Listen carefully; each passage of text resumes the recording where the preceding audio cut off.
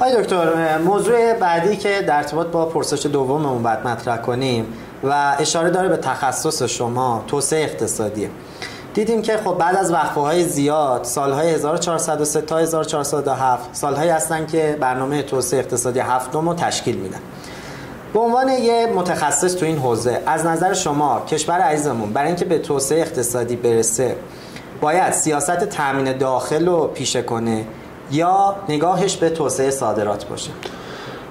خب بسیار سوال خوب و در حقیقت مناسبی رو جناب عالی مطرح فرمودید. ببینید، ما برای سیاست‌های توسعه صادرات، وقتی که ما صادرات رو می‌خوایم گسترش بدیم، باید با مازاد ظرفیت تولید مواجه باشیم. خب یعنی مازاد ظرفیت تولیده که ما رو به صادرات بیشتر میرسونه. پس در وهله اول ما به افزایش ظرفیت تولید باید توجه بکنیم. خب این افزایش ظرفیت تولید مرهون چه عواملیه؟ میتونه به عوامل مختلفی بستگی داشته باشه، از قبیل سرمایه گذاری توی نیروی انسانی که ما توی ادبیات اقتصاد کلان و بحث‌های توسعه اقتصادی به Human Development Index، به شاخص توسعه انسانی ازش نام میبریم. بحث بعدی توجه به سرمایه ها هست، به ویژه سرمایه های انسانی و سرمایه فیزیکی و حتی سرمایه های اجتماعی که میتونه روی بحث افزایش تولید اثرگذار باشه. بحث درجه باز بودن اقتصاد که میتونه روی ظرفیت تولید تاثیرگذار باشه. توجه به رابطه مبادله که شاخص بهای کالاهای صادراتی به شاخص بهای کالاهای وارداتی و عوامل متعدد دیگه‌ای که میتونه روی رشد و توسعه اقتصادی تاثیرگذار باشه. یعنی ما برای اینکه به مسیر توسعه صادرات در حقیقت راهنمون بشیم، اول باید با استفاده از هم پتانسیل و ظرفیت‌های داخلی در اقتصاد وجود داره و همچنین با استفاده از سرمایه‌گذاری خارجی که حالا هم به شکل مستقیم هم به شکل غیر مستقیم میتونه صورت بگیره. اگر ما بتونیم در حقیقت امنیت سرمایه‌گذاری رو افزایش بدیم و نرخ بازدهی سرمایه‌گذاری رو در داخل کشور گسترشش بدیم، میتونیم انتظار ورود سرمایه‌های خارجی رو داشته باشیم. یعنی افزایش سرمایه‌های خارجی در قالب سرمایه‌های مستقیم و غیر مستقیم میتونه به افزایش تکنولوژی تولید، به بهبود فناوری تولید، بهبود فضای کسب و کار در داخل منجر بشه و از این طریق میتونه در حقیقت تولید ما رو زیاد کنه. حالا افزایش تولید میتونه در حقیقت به توسعه صادرات منجر بشه و ما میتونیم از یه سری مشوق‌های صادراتی هم استفاده کنیم در جهت توسعه صادرات. خیلی ممنون. آقای دکتر، در واقع ما بخوایم یک کشوری رو به عنوان معیار یا الگوی خودمون برای توسعه و رسیدن به این اهم قرار بدیم، شما کدام کشور رو پیشنهاد میکنید؟ ببینید، در ادبیات رشد و توسعه اقتصادی چند تا کشور رو به عنوان کشورهایی که از معجزه رشد اقتصادی برخوردار بودن نام میبرن. یکی از اون کشورها ژاپن، کره جنوبی، تایوان هست، هنگ کنگ هست. بعد کشور سنگاپور که از اینا به عنوان در حقیقت کشورهای دارای معجزه رشد اقتصادی یاد میبرند و مهمترین فاکتوری که اینا در سالهای اخیر توجه کردن اصلاحات ساختاری و اساسی و زیربنایی بوده که در امر حالا امور اقتصادی داشتن. بحث گسترش سرمایه انسانی که خود ژاپن از دهه 1950 به بعد توجهش رو به سرمایه انسانی معطوف داشت و در حقیقت سرمایه گذاری کرد بعد از خاتمه جنگ جهانی دوم 1945 میلادی روی سرمایه انسانی. ولی یکی از بالاخره کشورهای مهم و پیشرو تو این زمینه به نظر من کشور سنگاپور هست که جز کشورهایی که در زمره 12 تا کشور دارای شاخص توسعه انسانی بالاتر در حقیقت قرار میگیره با شاخص توسعه انسانی حدود 92-93 که در حقیقت اگه اشتباه نکنم بر اساس گزارش خود سازمان ملل متحد، برنامه توسعه سازمان ملل متحد در سال 2022 تونست به در حقیقت 12 تا کشور برتر تو این زمینه دست پیدا بکنه توی بحث‌های مختلف توی اقتصاد گردشگری اومد سرمایه گذاری کرد، تو بحث‌های اقتصاد حمل و نقل و توجه به منابع در حقیقت طبیعی و خود اقتصاد دریا تونست با قول معروف سرمایه گذاری بکنه، از تجارت آزاد حمایت کرد، توجه خودش رو به سرمایه انسانی معطوف داشت و همه اینا باعث شد که بتونه در عرض 50-60 سال اخیر، یعنی از سال 1950-60 به بعد شاهد رشد و شکوفایی اقتصادی این کشور باشیم. حالا کشور ما هم در حقیقت ما باید منابع طبیعی و خدادادی رو باید در حقیقت توجه بهش بکنیم، منابع نفتی رو بهش توجه بکنیم، معادن رو بهش توجه بکنیم و از سوی دیگه توجه بکنیم به بحث سرمایه‌های انسانی و اجتماعی که مهمترین فاکتور و مؤلفه هستن توی بحث‌های رشد اقتصادی. پس بنابراین ما حالا شاید اگه فقط به سنگاپور توجه بکنیم، یعنی الگوی رشد رو فقط سنگاپور در نظر بگیریم، با در حقیقت داشتن شاخص آزادی اقتصادی 84، این شاخص بین عدد 0 تا 100، هر چقدر به سمت 100 نزدیکتر باشه نشون میده که اون کشور از آزادی اقتصادی بیشتر برخورداره که آزادی مالی و تجاری و بحث سرمایه‌های دیگر رو هم در نظر میگیره. پس بنابراین حالا یک مثالی که میتونه برای در حقیقت الگو گرفتن برای ارتقای رشد و توسعه اقتصادی باشه کشور سنگاپور، ضمن اینکه کشور ژاپن، کره جنوبی، تایوان، هنگ کنگ و اون کشورهایی که به اصطلاح کشورهای عضو آسئان هستن، کشورهای آسیای جنوب شرقی هستن، میتونن در حقیقت معیار مناسبی باشند. خیلی عالی. میخوایم به بحث بنگاهداری بانک‌ها اشاره کنیم. ایران مال و حالا هتل هایی که تو استان‌های مختلف توسط بانک‌ها ساخته شد و همه مردم دیدن، دربارش صحبت شد، تو فضای مجازی بسیار بهشون پرداخته شد. به نظر شما چرا بانک‌ها رفتن به سمت بنگاهداری و این بنگاهداری چگونه باعث بروز تورم شد؟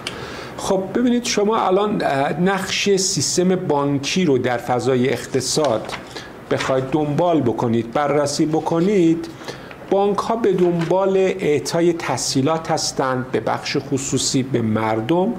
حالا در جهت افزایش میتونه تولید باشه، میتونه افزایش تقاضا باشه.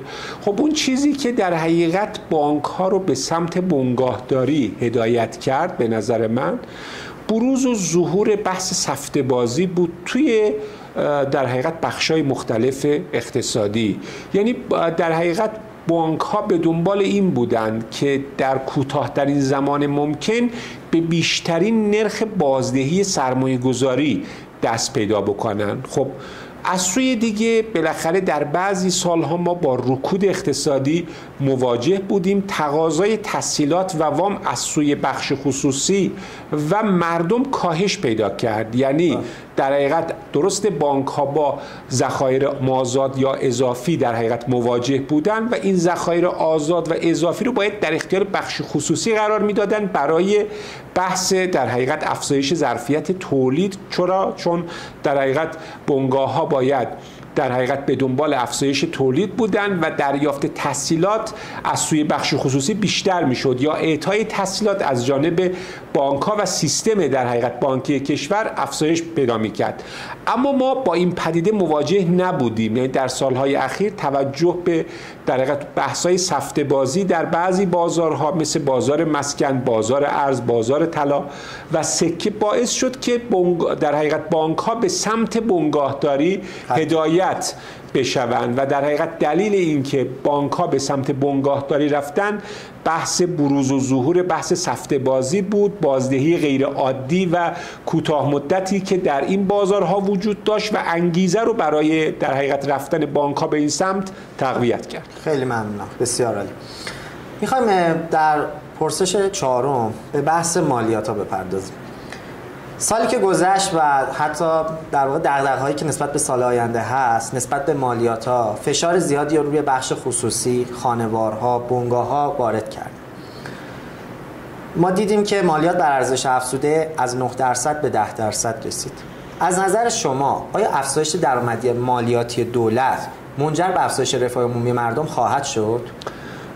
ببینید، در بحث بخش عمومی ما توجه به درآمدهای مالیاتی دولت رو داریم، یعنی درآمدهای مالیاتی دولت به عنوان یکی از منابع پایدار برای جبران کسری بودجه و حتی در برخی مواقع برای افزایش مازاد بودجه دولت میتونه تلقی بشه. اغلب کشورها هم به این سمت و سو رفتن، یعنی قانون مالیات بر ارزش افزوده رو پیاده سازی کردن. اخیراً در حقیقت سازمان امور مالیاتی به دنبال ایجاد بستر سامانه مؤدیان و پایانه‌های فروشگاهی که در امتداد همون در حقیقت قانون مالیات بر ارزش افزوده است که سال 1387 در ایران تصویب شده.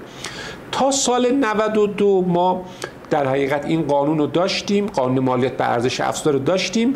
سال 93 که در حقیقت نرخ مالیات بر ارزش افزوده 6% بود، ما اینو افزایش دادیم به 9% و اینو میخوایم 1% هم افزایش بدیم، از 9% برسونیم به 10%. خب هدف از اجرای مالیات بر ارزش افزوده که در حقیقت توی ادبیات پابلیک اکونومیکس یا اقتصاد بخش عمومی به VAT معروفه، ولیو ادد تکس معروفه، اینه که ما بتونیم عدالت مالیاتی رو، عدالت اجتماعی رو در جامعه گسترش بدیم، دولت رو از کسری بودجه مزمن و در حقیقت متوالی که باش مواجهه خارج بکنیم، به افزایش درآمدهای پایدار فکر بکنیم. منتها این مستلزم چی هست که ما بیایم در حقیقت نرخ مالیات بر ارزش افزوده یا سایر پایه‌های مالیاتی جدید رو افزایش بدیم، مثلا مالیات بر عایدی سرمایه یا کپیتال گین تکس رو به قوم ایجاد بکنیم یا مالیات بر مجموع درآمد رو ایجاد بکنیم به نام پرسونال اینکام تکس در ادبیات اقتصاد بخش عمومی معروفه. اینا رو مستلزم اینه که ما در حقیقت بهبود فضای کسب و کار رو داشته باشیم، ظرفیت تولید خودمون رو گسترش بدیم. با بهبود ظرفیت تولید ما پایه‌های جدید مالیاتی رو در حقیقت ایجاد بکنیم. منتها نکته‌ای که الان وجود داره در مورد قانون سامانه مؤدیان مالیاتی و پایانه‌های فروشگاه اینه که ما هنوز زیرساخت لازم رو به صورت فنی و به صورت در حقیقت مشخص ما برای انجام اون نداریم. شفاف سازی رو ما نداریم. در حقیقت بحث اجرای سیاست‌های قانونیمون، قوانین مقررات تو بحث تنظیمگری با مشکلات متعدد مواجهه. اگه ما بتونیم اینا رو رفع بکنیم، این موانع برطرف بشه، بله میتونه در حقیقت گسترش پایه‌های جدید مالیاتی، درآمدهای مالیاتی دولت رو افزایش بده. ولی باید به اینم توجه بکنیم که افزایش درآمدهای مالیاتی دولت در صورتی میتونه گسترش پیدا بکنه و مناسب هست برای جامعه که در حقیقت بتونه انگیزه دادن مالیات رو در بین مردم و در بین کسبه و بازاریان هم افزایش بده، یعنی رعب و وحشت مالیاتی رو ایجاد نکنه، منجر به خروج سرمایه از کشور نشه. خیلی ممنون. آقای دکتر، در کشور عزیزمون ایران شما از متخصصین اقتصاد صنعتی به شما میاد. با توجه به تخصصی که نسبت به این موضوع دارید، به نظرتون ظرفیت‌ها و استعدادهای کشور ما رو میتونه به سمت این ببره که تبدیل بشیم به یک کشور صنعتی مثل آلمان یا یک کشور بازرگانی مثل امارات؟ پاسخ به سوال شما رو میشه به این شکل مطرح کرد که ما در حقیقت توی رشد و شکوفایی خودمون باید یه قانونی رو به نام قانون مزیت نسبی بهش توجه بکنیم. این قانون مزیت نسبی به ما چی میگه؟ میگه این کشور با توجه به بالاخره شرایط و امکاناتی که باش مواجه هست الان تو چه بخشایی میتونه سرمایه گذاری بکنه و سرمایه گذاری تو اون بخشا چه عواید و چه عایداتی میتونه برای کشور داشته باشه. خب اگه ما بخوایم مثل کشور آلمان یک کشور صنعتی بشیم، باید تجارت درون صنعتی رو تقویت کنیم. این تجارت درون صنعتی به ما چی میگه؟ میگه آقا شما باید در یک بخشی یا بخشای سرمایه گذاری بکنی که بتونی در حقیقت تو اون بخش مزیت نسبی رو داشته باشی. مثلا شما میگید آقا در صنایع مواد غذایی آشامیدنی ما با مزیت نسبی مواجه هستیم. این شاخصهای مختلفی داره که برای هر کدوم از زیرگروه‌ها توی بخش‌های مختلف قابل استخراج و قابل محاسبه است. مثلا هم برای زیربخشی که بخش کشاورزی میشه حساب کرد، برای بخش صنعت، برای خدمات، نفت و گاز و سایر بخشایی که در حقیقت وجود داره، قابل محاسبه است. اما نکته ای که وجود داره اینه، ما اگه بخوایم مثل امارات هم بشیم یک کشوری که واقعا تکیه داره به مسائل بازرگانی، اونجا هم باید ما بحث مزیت نسبی رو بهش توجه بکنیم و به این در حقیقت توجه بکنیم که چه سرمایه گذاری در کدوم بخشا به چه میزان میتونه بازدهی سرمایه گذاری ما رو افزایش بده و از ادبیات رشد و توسعه اقتصادی کمک بگیریم به نام سرمایه گذاری نامتوازن که در حقیقت به یک میزان در تمامی بخشا سرمایه گذاری نکنیم. مثلا اگر پتانسیل لازم رو برای بخش نفت و گاز داریم، بیایم در بخش نفت و گاز بیشتر سرمایه گذاری بکنیم، یا اگر ظرفیت لازم رو برای سرمایه گذاری توی بخش صنعت داریم، بر اساس ارزش افزوده بالایی که این صنعت میتونه ایجاد بکنه روی بخش صنعت داشته باشیم. یعنی سرمایه گذاری رو به یک میزان و به صورت یکسان و همگن در تمامی بخش‌ها نداشته باشیم. خیلی عالی.